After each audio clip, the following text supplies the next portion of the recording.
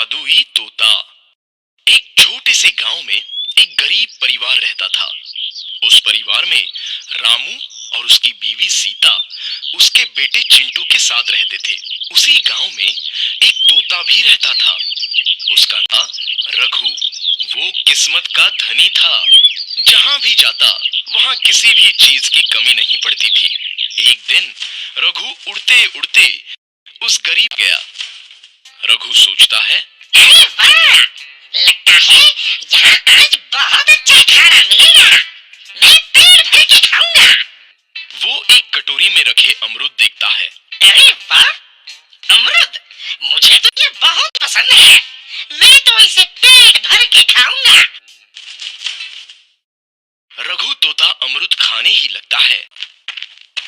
तभी सीता रघु को अमरूद खाते देखती है तो गुस्सा हो जाती है और उसे वहां से भगा देती है। भाग यहाँ से, न जाने कहां से आ जाते हैं। मैं तो परेशान हो गई हूँ इनसे। सीता के भगाने के बाद रघु चुपचाप से एक कोने में रहता है। धीरे धीरे बरकत होने लगती है। एक दिन रामू और सीता खाना खाते वक्त बातें करते हैं। आजकल हमारी बहुत तरक्की हो रही है, काम भी अच्छा चल रहा है, रामू कहता है। इस पर सीता कहती है, सच कहा, भगवान हमेशा ऐसे ही हम पर मेहरबान रहे। बेटा चिंटू भी कहता है, पिताजी, मुझे खिलौना लेके दो ना, मेरे सभी दोस्तों के पास है। रामू कहता है, ठीक है, जरूर लाऊंगा। सीता कहती है, कितने खुश है सब, मेरे परिवार को किसी की नजर ना लगे। एक तरफ ऐसी बातें होती हैं, तो दूसरी तरफ रसोई में रघु तोता भी अमरूद खाते रहता है। मजा आया, अमरूद खाया, मजा आया, अमरूद खाया, मजा आया। तभी सीता रसोई में आती है और रघु तोते को देख बहुत गुस्सा होती है। सीता रघु को बाहर निकालने के लिए पिंजरे में अमरूद रखती है। रघु जब अमरूद खाने लगता है तो पिंजरे का दरवाजा बंद हो जाता है और वो उसमें फंस जाता है।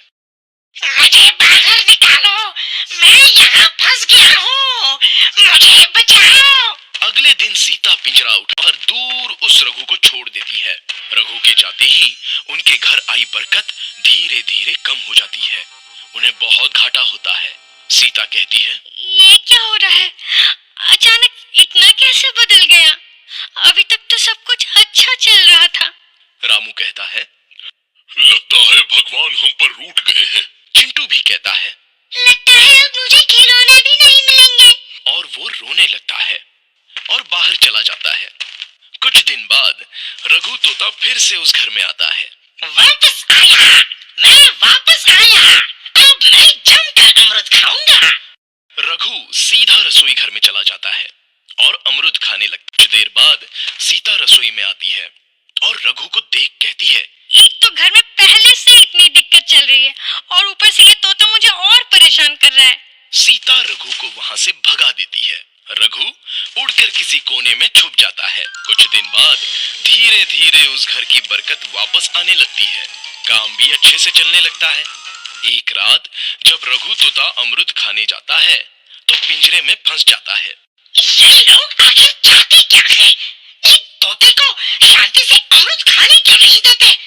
मैं कौन सा चोरी कर रहा हूँ? बस अमरूद ही तो खा रहा हूँ। तभी रामू वहां आता है और पिंजरे में रघु तोते को देख उसे बाहर छोड़ देता है। ये तोता भी कितना जिद्दी है, बार बार वापस आ जाता है। जैसे ही रामू रघु को छोड़ देता है, अगले दिन से फिर से उनके घर की बरकत जाने लगती है। काम में घाटा होता है।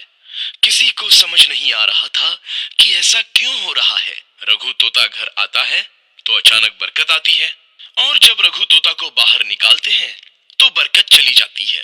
एक दिन सीता रघु तोते के घर आने और बाहर जाने की स्थिति पर नजर रखती है। ये तोता जब भी घर आता है तो घर में बरकत आती है और जैसे ही ये घर से बाहर जाता है तो उसी के साथ बरकत भी चली जाती है। कहीं ये जादुई तोता तो नहीं है? अगली बार जब ये तोता घर आएगा तो मैं इसे कहीं नहीं जाने दूंगी। सीता रघु का बहुत इंतजार करती है, लेकिन रघु तोता दोबारा उस घर में कभी